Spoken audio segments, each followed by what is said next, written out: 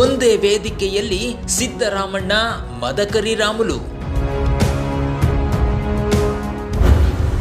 ಬನಶಂಕರಿಯ ಮಡಿಲಿನಲ್ಲೇ ಹೆಣೆಯುತ್ತಾರ ಅಹಿಂದ ಸೂತ್ರ.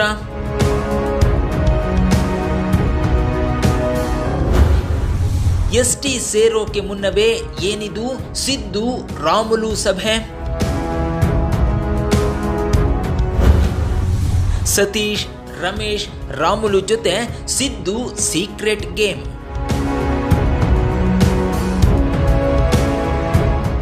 ಎಸ್ಟಿ ಮೀಸಲಾತಿ ಪ್ರಮಾಣ ಹೆಚ್ಚಿಸಿ ಎನ್ನುತ್ತಿರೋ ನಾಯಕರೇ, ನಮ್ಮನ್ನು ಎಸ್ಟಿಗೆ ಸೇರಿಸಿ ಎನ್ನುತ್ತಿರೋ ಕುರುಬರೇ ಹಾಗೂ ಅಹಿಂದ ಮಂದಿಗೆ ಈ ಸ್ಟೋರಿಯನ್ನು ಮೊದಲಿನಿಂದ ಕೊನೆಯ ತನಕ ಮಿಸ್ ಮಾಡದೆ ನೋಡಿ. ಯಾಕಂದ್ರೆ ಬಾದಾಮಿ ರಾಮಯ್ಯ, ಮದಕರಿ ರಾಮುಲು ಒಂದೇ ವೇದಿಕೆಯಲ್ಲಿ ಕಾಣಿಸಿಕೊಳ್ಳಲಿದ್ದಾರೆ. ಬನಶಂಕರಿಯ ಮಡಿಲಿನಲ್ಲಿ ಅಹಿಂದ ತಾಯಿಯ ಈ ಇಬ್ಬರು ಮಕ್ಕಳು ಬಹುದೊಡ್ಡ ಆಟಕ್ಕೆ ಮುನ್ನುಡಿ ಬರೆಯುತ್ತಿದ್ದಾರ. ಸತೀಶ್, ರಮೇಶ್, ರಾಮುಲು ಜೊತೆ ಏನಿದು ಅಹಿಂದ ರಾಮಯ್ಯ ಸೀಕ್ರೆಟ್ ಗೇಮ್ ಅಂತೀರಾ? ಅದನ್ನೇ ತೋರಿಸ್ತೀವಿ. ಅದಕ್ಕೂ ಮುನ್ನ ಕರ್ನಾಟಕ ಸ್ಟುಡಿಯೋ ಸಬ್ಸ್ಕ್ರೈಬ್ ಮಾಡಿ, ಪಕ್ಕದಲ್ಲೇ ಇರೋ ಬೆಲ್ ಐಕಾನ್ ಒತ್ತಿ.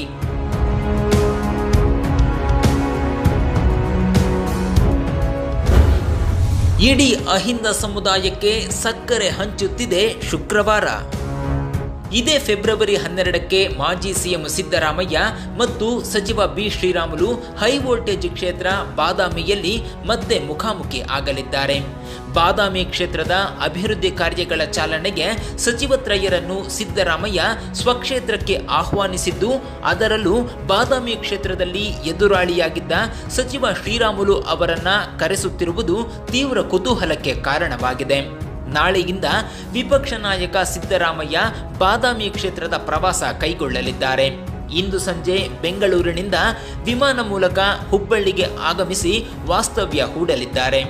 ನಾಳೆ ಬೆಳಿಗ್ಗೆ ರಸ್ತೆ ಮಾರ್ಗವಾಗಿ ಬಾದಾಮಿ ಮತಕ್ಷೇತ್ರಕ್ಕೆ ಆಗಮಿಸಿ ವಿವಿಧ ಅಭಿವೃದ್ಧಿ ಕಾಮಗಾರಿಗಳಿಗೆ ಚಾಲನೆ ನೀಡಿ ಸಾರ್ವಜನಿಕರಿಂದ ಅಹವಾಲು ಸ್ವೀಕರಿಸಲಿದ್ದಾರೆ.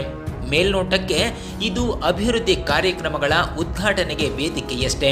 ಆದರೆ ರಾಮುಲು, ಗೋವಿಂದ ಕಾರಜೋಳ ಹಾಗೂ ಸಿದ್ದರಾಮಯ್ಯ ಒಂದೇ ವೇದಿಕೆ ಹತ್ತುವುದರ ಹಿಂದೆ 10 ಹಲವು ರಾಜಕೀಯ ಲೆಕ್ಕಾಚಾರಗಳಿವೆ ಅನ್ನೋದನ್ನ ಮರೆಯುವಂತಿಲ್ಲ. ಇದೇ ಕಾರಣಕ್ಕೆ ಈ ಶುಕ್ರವಾರ ಅಹಿಂದ ಮಂದಿ ಸಕ್ಕರೆ ತಿನ್ನುವಂಥ ಖುಷಿಯ ವಾತಾವರಣ ಸೃಷ್ಟಿಯಾಗ್ತಿರೋದು.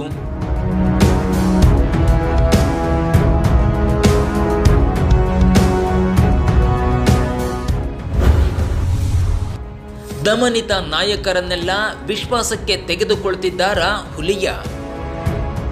ಬಾಬಾ ಸಾಹೇಬ್ ಅಂಬೇಡ್ಕರ್ ಕಂಡ ಕನಸು, ಜಗಜ್ಯೋತಿ ಬಸವೇಶ್ವರರು ಕಂಡ ಕನಸು ನನಸಾಗಲಿದೆಯೇ?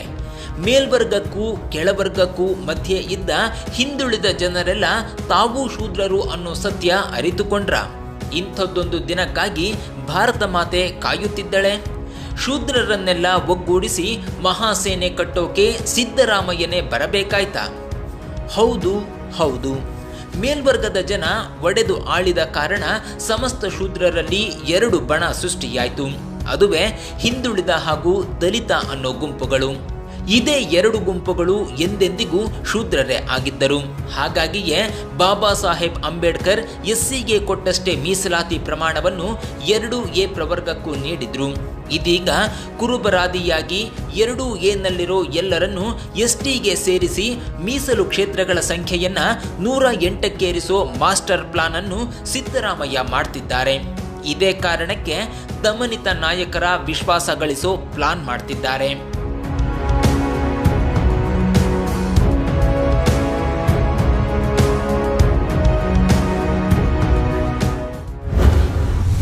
ಸಂಗೊಳ್ಳಿ, ಮದಕರಿ ಒಂದಾದ್ರೆ ರಾಜ್ಯ ರಾಜಕೀಯದಲ್ಲಿ ಏನೇನಾಗುತ್ತೆ ಗೊತ್ತಾ? ವಾಲ್ಮೀಕಿ ಸಮುದಾಯ ತಮ್ಮ ನಾಯಕ ಶ್ರೀರಾಮುಲು ಡಿಸಿಎಂ ಆಗ್ತಾರೆ ಅಂತ ಬಿಜೆಪಿ ಬೆಂಬಲಿಸಿತ್ತು.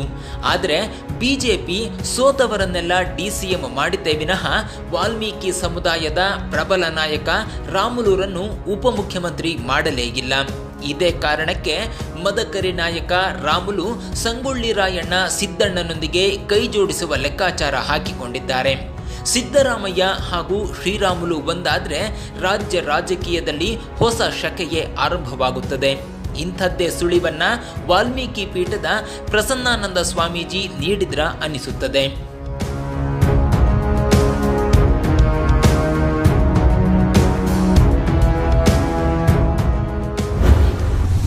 ಮೀಸಲಾತಿ ಹೆಚ್ಚಿಸದ ಡಿಸಿಎಂ ಸ್ಥಾನವೂ ನೀಡದ ಬಿಜೆಪಿ ರಾಮುಲುಗೇಕೆ?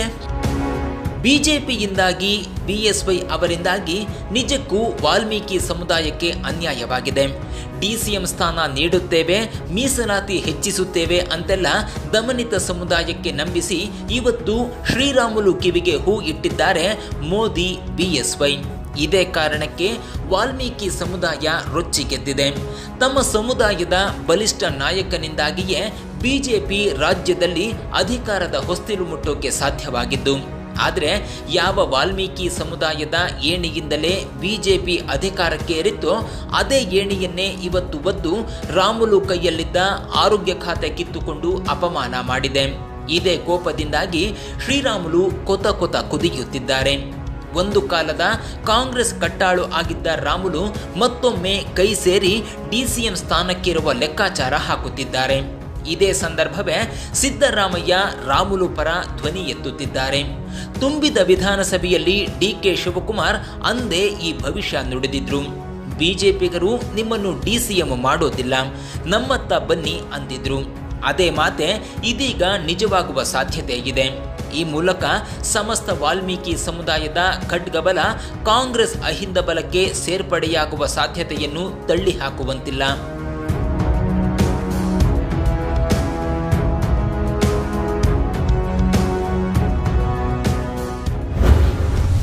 ಶೂದ್ರ ಸಿದ್ದು ರಾಮುಲು ಮಧ್ಯೆ ದ್ವೇಷ ರೂಪಿಸಿದ್ದೇಕೆ ಆರ್ಎಸ್ಎಸ್?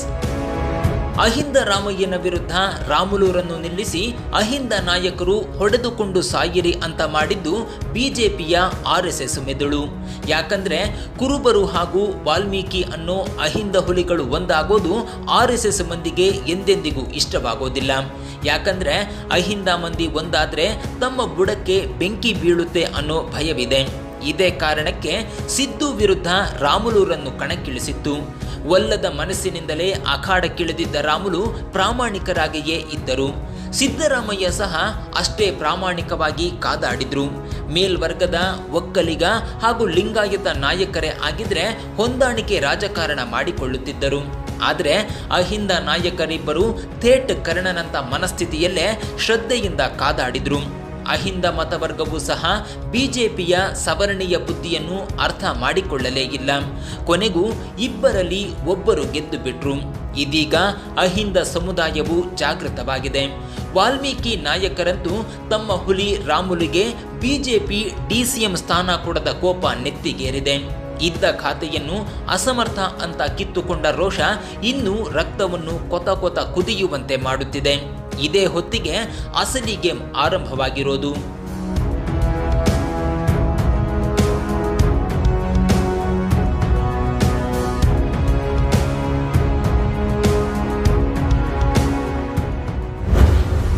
ಶ್ರೀರಾಮುಲುರನ್ನು ಡಿಸಿಎಂ ಮಾಡೋಕೆ ನಿಂತಿದ್ದಾರ ಅಹಿಂದ ರಾಮಯ್ಯ? ಈ ಸುದ್ದಿಗೆ ಮೇಲ್ವರ್ಗದ ಜನ ಅತ್ಯಂತ ನೀಚವಾಗಿ ಕಾಮೆಂಟ್ ಮಾಡ್ತಾರೆ. ಇಲ್ಲದಿದ್ರೆ ಸಿದ್ದರಾಮಯ್ಯನನ್ನು ಕೆಟ್ಟದಾಗಿ ಬಿಂಬಿಸುವ ಉದ್ದುದ್ದದ ಕಾಮೆಂಟ್ ಮಾಡುತ್ತಾರೆ. ಆದರೆ ವಾಲ್ಮೀಕಿ ಸಮುದಾಯ ನಿಜಕ್ಕೂ ನೋಡಬೇಕಾದ್ದು ಹಾಗೂ ಕೇಳಬೇಕಾದ್ದು ಒಂದೇ ಪ್ರಶ್ನೆ. ಸಿದ್ದರಾಮಯ್ಯ ವಿಪಕ್ಷ ನಾಯಕ ಬಿಟ್ಟು ಬಿಡಿ, ಆದರೆ ಬಿಎಸ್ವೈ ಸಂಪುಟದಲ್ಲಿ ಸಿಎಂ ಡಿಸಿಎಂ ಸೇರಿ ಒಟ್ಟು 7 ಮಂತ್ರಿಗಳು ಲಿಂಗಾಯತರೇ ಇದ್ದಾರೆ. ಸೋತ ಸಬದಿಯನ್ನ ಡಿಸಿಎಂ ಮಾಡೋ ನಿಮಗೆ ರಾಮುಲುರನ್ನ ಡಿಸಿಎಂ ಮಾಡೋಕೆ ಏನು ದಾಡಿ ಅನ್ನೋ ಪ್ರಶ್ನೆ ಕೇಳಿ. ವಿಪಕ್ಷ ನಾಯಕ ಸಿದ್ದುಗಿರೋ ಅಹಿಂದ ಪ್ರೇಮವು ಬಿಜೆಪಿಗರಿಗಿಲ್ಲ. ಇದೇ ಸಿದ್ದರಾಮಯ್ಯನ ಸಂಪುಟದಲ್ಲಿ ಎಲ್ಲಾ ಜಾತಿಯ ನಾಯಕರನ್ನು ಸಚಿವರನ್ನಾಗಿ ಮಾಡಿದ್ರು. ಬರೀ ಕುರುಬರನ್ನೇ 7 ಮಂದಿ ಸಚಿವರನ್ನಾಗಿ ಮಾಡಿದ್ರ. ಕುಮಾರಸ್ವಾಮಿ ಸಂಪುಟದಲ್ಲೂ ಒಕ್ಕಲಿಗ ಸಚಿವರ ದೊಡ್ಡ ದಂಡೇಗಿತ್ತು. ನೀವು ನಿಜಕ್ಕೂ ಅರ್ಥ ಮಾಡಿಕೊಳ್ಳಬೇಕಾದ್ದು ರಾಮುಲುರನ್ನ ಡಿಸಿಎಂ ಮಾಡೋಕೆ ಇರೋ ತೊಡಕು ಏನು ಅನ್ನೋದು. ರಾಮುಲು ಬ್ಲೂ ಫಿಲ್ಮ್ ನೋಡಿದ ಆರೋಪ ಹೊತ್ತಿಲ್ಲ. ರಾಮುಲು ವಿರುದ್ಧ ಗಂಭೀರ ಆರೋಪಗಳಿಲ್ಲ. ಹಗರಣಗಳಲ್ಲಿ ಭಾಗಿಯಾಗಿಲ್ಲ.